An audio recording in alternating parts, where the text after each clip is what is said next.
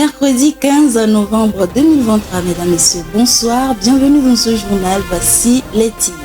Premier traité mondial contre la pollution plastique à Nairobi au Kenya.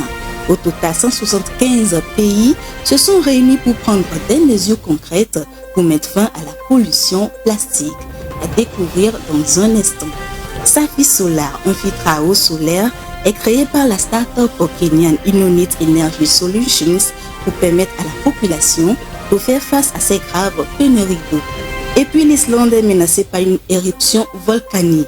De nombreuses secousses sismiques et d'autres menaces obligent les autorités à évacuer la population.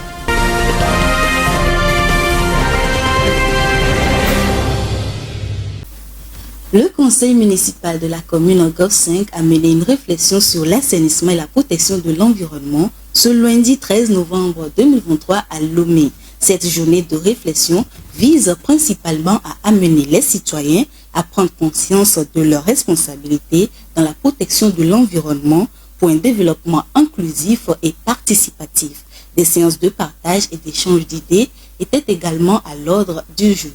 Irène Papadina et Mika Gatche nous font le compte rendu. Débutée avec une prière et l'hymne national, la journée de réflexion a été marquée par le discours de bienvenue du maire de la commune Golf 5 Abouka, Kossi Agbenigan, initiateur de ce projet. Il a tenu à relever l'état insalubre dans lequel se trouve la ville de Lomé, plus précisément la commune du Golf 5.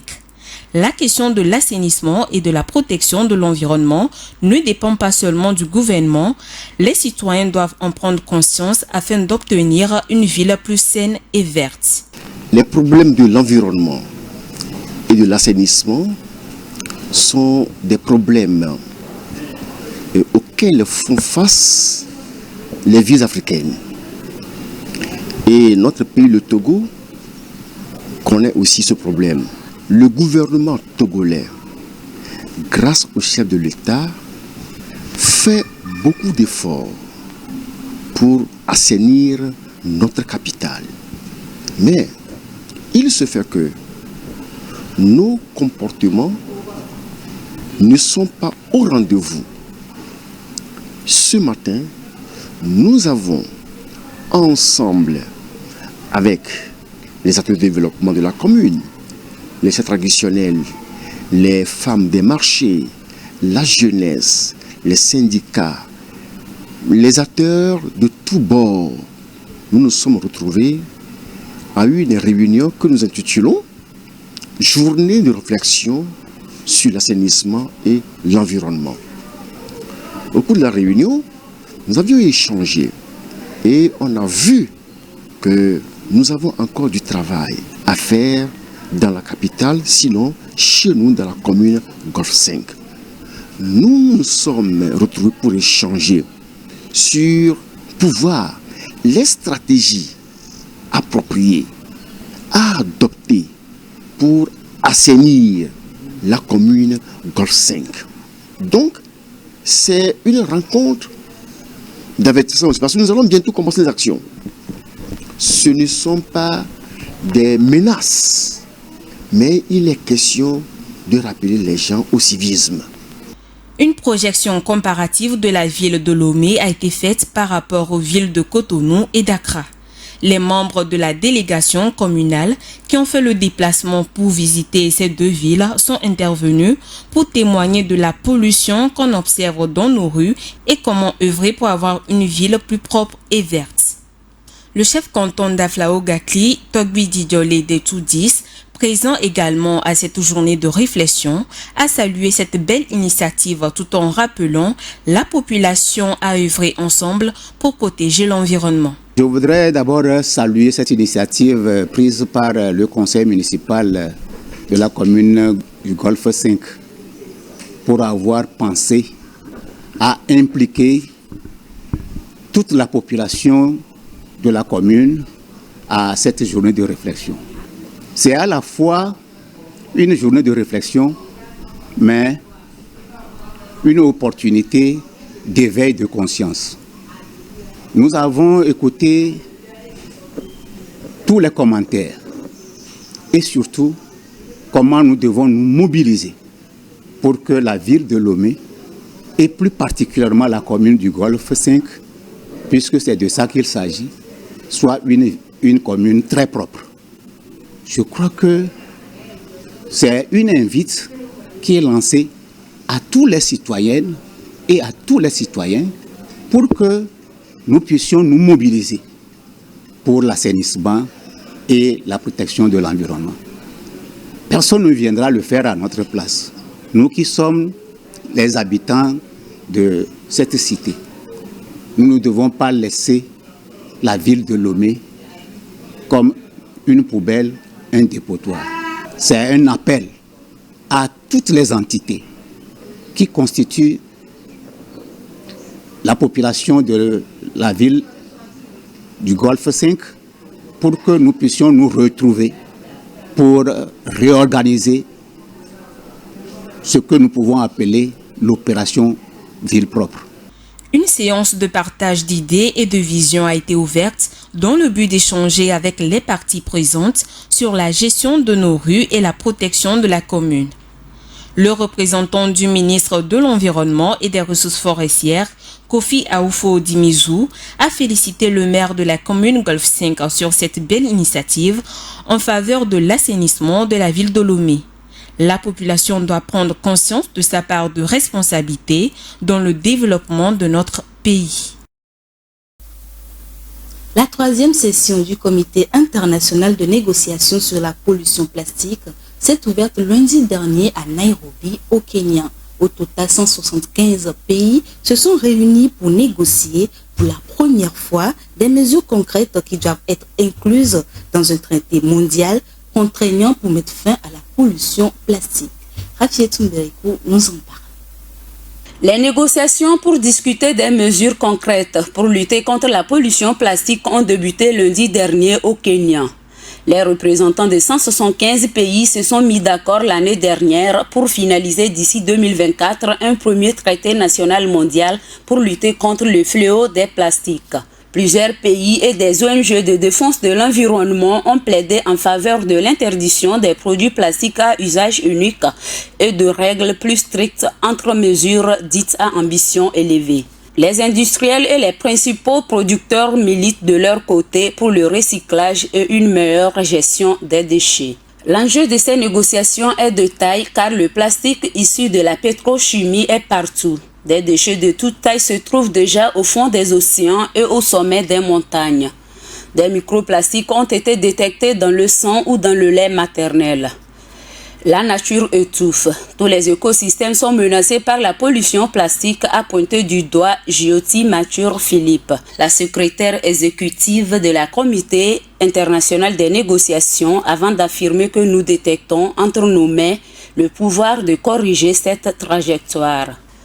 Les négociations se sont déjà réunies à 2 reprises, mais le rendez-vous de Nairobi, siège du programme des Nations Unies pour l'environnement, et constitue la première occasion de débattre d'un projet de traité publié en septembre dernier qui désigne de nombreuses voies permettant de résoudre le problème du plastique. La pollution plastique est une menace existentielle pour la vie, l'humanité, et pour y faire face, l'humanité doit changer, a souligné le président kenyan William Ruto. Je déclare ouverte la 3e session du Comité national de négociation sur la pollution plastique, a déclaré en ouverture le président du Comité international des négociations de l'ONU Environnement, Gustavo Menza Quadra Valesquez, avant de donner un coup de marteau marquant le début des négociations dans la capitale kenyane Nairobi qui prendront fin dimanche. Pendant que le gouvernement kenyan redouble d'efforts pour l'atteinte du 6e objectif de développement durable ODD 6, assis sur la sécurité hydrique et sanitaire des populations d'ici à 2030, la start-up kenyane Inonit Energy Solutions veut apporter sa pièce à l'édifice. L'entreprise a conçu Sophie Solar, un filtre à eau solaire qui rend l'eau potable avec le potentiel de desservir environ 250 ménages. Regardez. Inonit Energy Solutions a créé le filtre à eau solaire Sophie Solar pour être adapté aux zones rurales.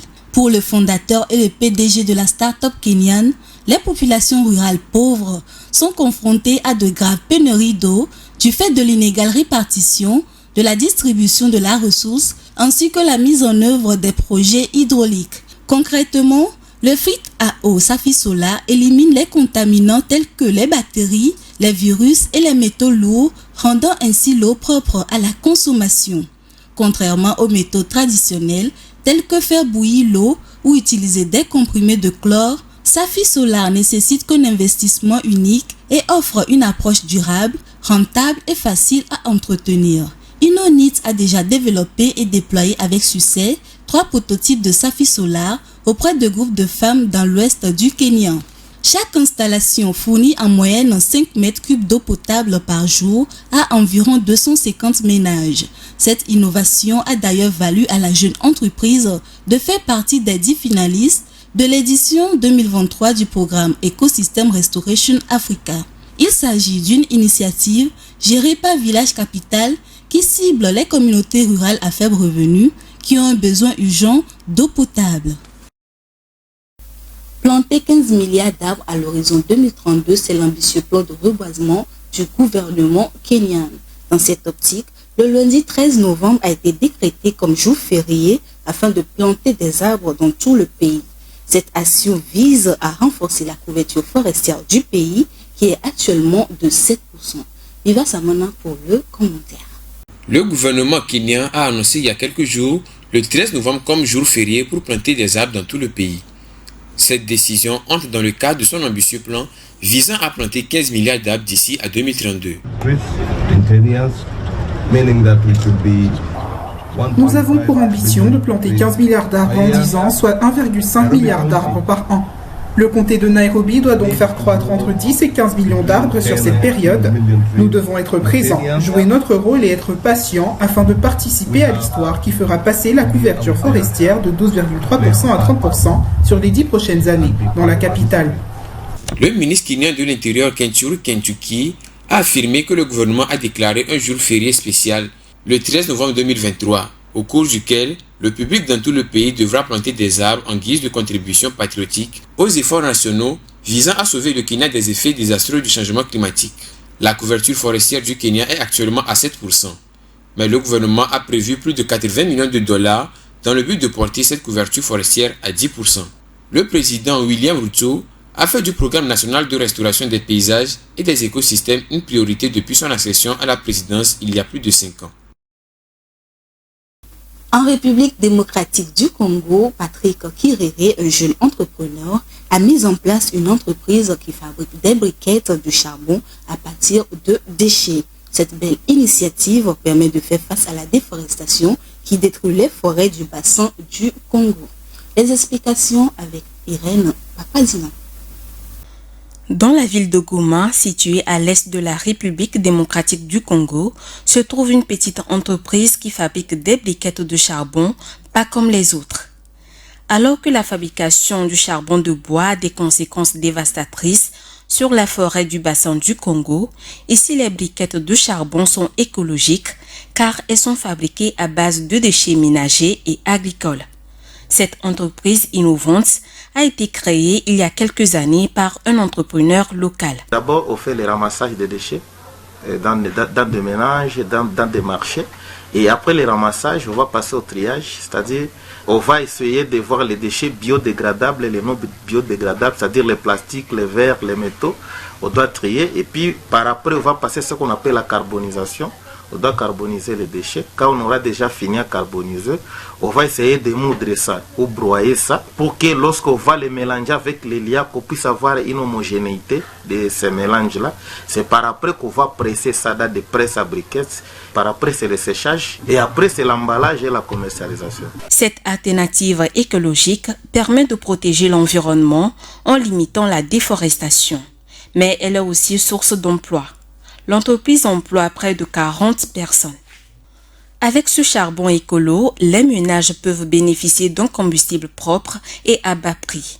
C'est ce qui a motivé cette mère de famille d'abandonner le charbon de bois classique pour cette alternative plus écologique. Auparavant, moi j'utilisais les brins avant que je connaisse ces produits ici.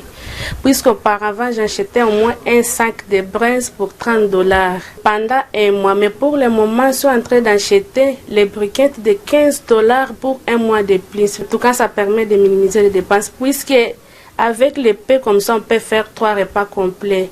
Aujourd'hui, des démarches comme celle-ci sont cruciales pour lutter contre la déforestation. La République démocratique du Congo a perdu 20% de ses forêts humides en 30 ans. Le gouvernement brésilien a annoncé la semaine dernière une baisse de 22,3% en un an de la déforestation en Amazonie. Celle-ci est tombée à son niveau le plus bas depuis 5 ans et c'est le meilleur constat observé depuis 2015 selon l'Institut national de recherche spatiale du pays. Le Brésil est sur la bonne voie pour atteindre son objectif en matière du changement climatique.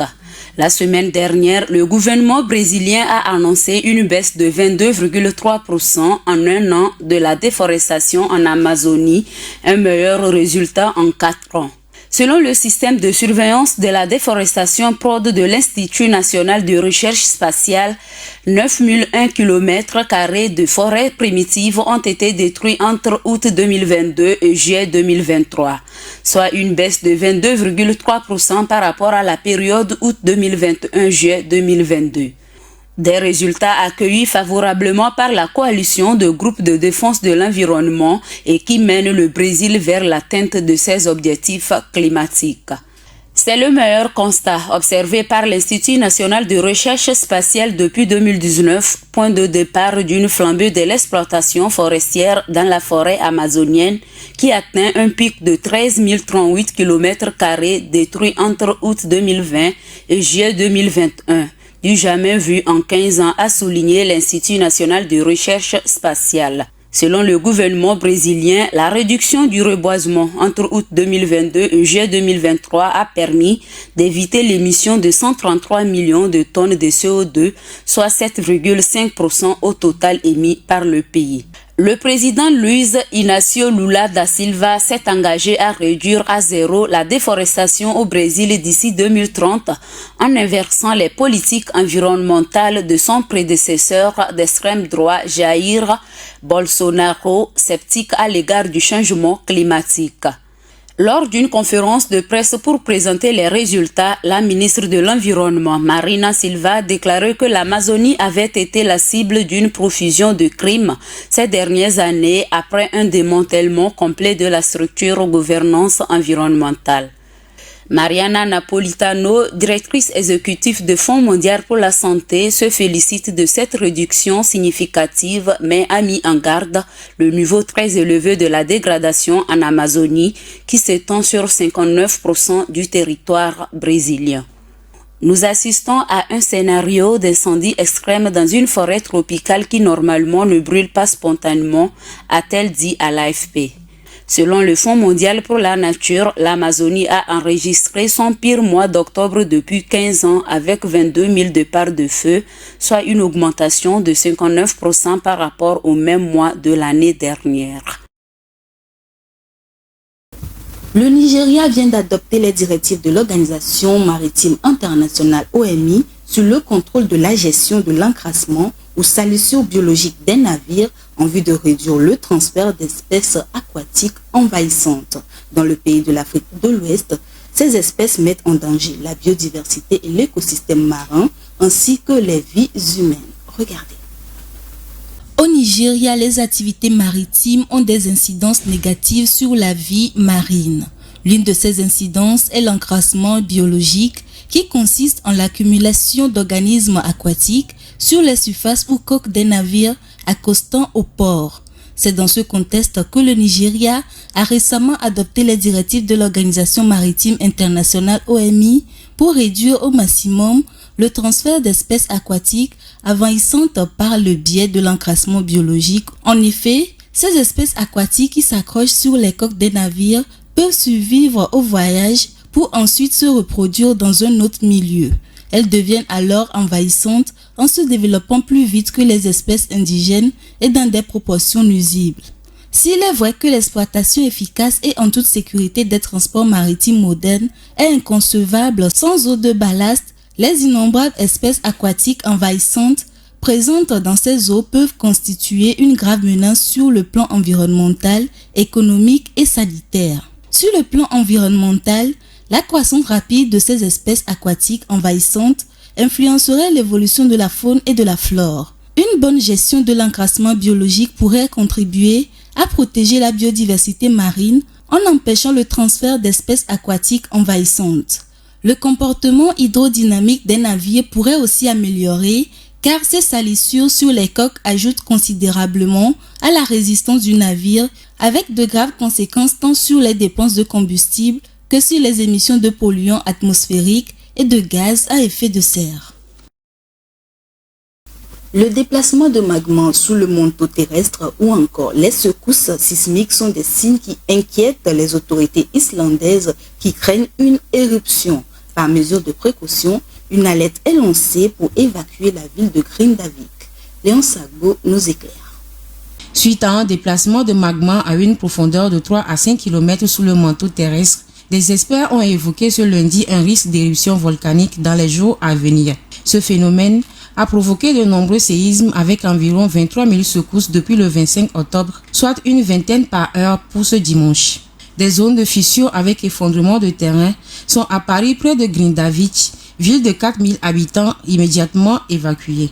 L'Islande étant une île volcanique située sur la faille qui sépare les plaques tectoniques eurasiennes et nord-américaines, le risque d'éruption n'est donc pas surprenant.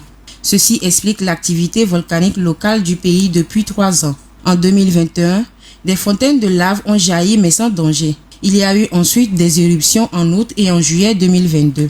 Mais dans le cas présent, le volume et la vitesse du magma sont supérieurs aux précédents mesurés dans la région.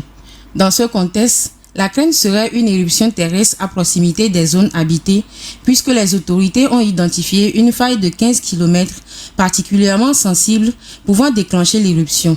Néanmoins, il est impossible de savoir si la lave finira par jaillir, ni surtout à quel endroit, car dans ce genre de situation, le magma peut profiter de n'importe quel point de fragilité pour s'échapper de terre, a souligné Jan Klinger de l'Institut physique du globe à Paris. Le risque serait également une éruption sous-marine, avec d'immenses nuages de vapeur d'eau et de cendres comme ce fut le cas en avril 2010 dans la zone de l'Eyjafjallajökull, entraînant l'annulation de 100 000 vols dans différents aéroports européens.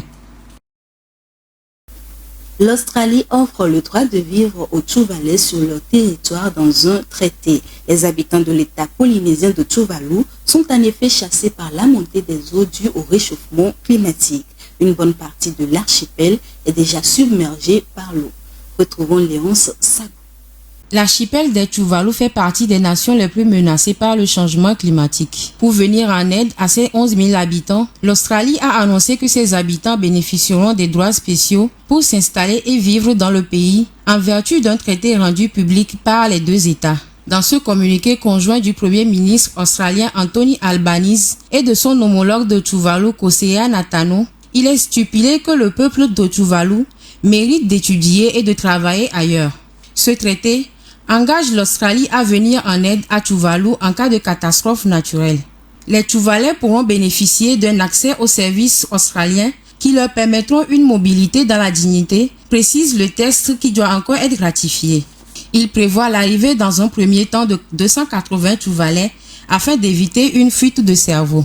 Le traité déplore aussi cette réaction tardive puisque les effets du dérèglement climatique se font déjà sentir avec 2 des 9 atolls de l'archipel qui sont déjà largement submergés par l'eau. La signature de ce traité peut être perçue comme stratégique par Canberra qui veut étendre son influence sur le Pacifique face à la présence de la Chine. Ce rapprochement ne va pas de soi puisque l'économie australienne est dépendante du charbon et des exports de gaz, 2 secteurs qui jouent un rôle déterminant dans le réchauffement climatique qui condamne ces îles et archipels du Pacifique. Rappelons que le niveau moyen des mers a augmenté de 23 cm depuis 1880, avec une hausse accélérée ces 25 dernières années. Selon le dernier rapport des spécialistes du GIEC, il aura gagné 30 cm de plus d'ici 2050 et 77 cm d'ici 2100. Combiné aux catastrophes naturelles et à la hausse des températures mondiales, Ces États insulaires deviendront inhabitables et seront avalés par les océans d'ici la fin de ce siècle. Bonne nouvelle pour la Chine dans sa politique environnementale. Grâce aux énergies renouvelables, les émissions du dioxyde de carbone du premier pollueur mondial devraient diminuer en 2024. L'Empire du Milieu compte ainsi parvenir à la neutralité carbone d'ici à 2060. Viva Samana. Un espoir naît pour la planète. La Chine, qui est la plus grande émettrice de gaz à effet de serre du monde aujourd'hui, pourrait voir ses émissions de CO2 diminuer à partir de 2024. Cette décroissance sera possible grâce à l'augmentation record de la capacité en énergie renouvelable du pays. Selon une nouvelle étude, l'Empire du Milieu est désormais suffisant pour couvrir la demande croissante du pays. La Chine compte parvenir ainsi à la neutralité carbone en 2060. Si l'Agence internationale de l'énergie estime que le pays devrait compter pour 45% des émissions issues des combustibles fossiles entre 2023 et 2050, la Chine s'est également dotée de capacités d'énergie renouvelable à une vitesse vertigineuse. Selon une analyse du site britannique sur le climat Carbon Brief, les nouvelles installations solaires en 2023 représentent à elles seules 2 fois la capacité totale aux États-Unis. Le rapport du Centre de recherche sur l'énergie et la propriété de l'air indique que les nouvelles capacités solaires, éoliennes, hydroélectriques et nucléaires supplémentaires, rien qu'en 2023, généreront environ 423 TWh par an, soit l'équivalent de la consommation électrique totale en France. Le rythme du développement des énergies à faible émission de carbone est désormais suffisant non seulement pour fournir, mais aussi pour dépasser l'augmentation annuelle de la demande d'électricité totale de la Chine. Le plus grand pollueur du monde continue cependant dans le même temps à développer sa capacité de production d'électricité à partir du charbon et le rapport prévient que cela pourrait déboucher sur une confrontation entre les groupes d'intérêts divergents. Néanmoins, la croissance des énergies renouvelables menace les intérêts de l'industrie du charbon et des gouvernements locaux fortement dépendants du secteur du charbon. Selon Carbon Brief, on peut s'attendre à ce que ces acteurs résistent à la transition écologique. C'est la fin de ce journal. Merci de l'avoir suivi. Merci de votre fidélité sur Green TV International. Au revoir.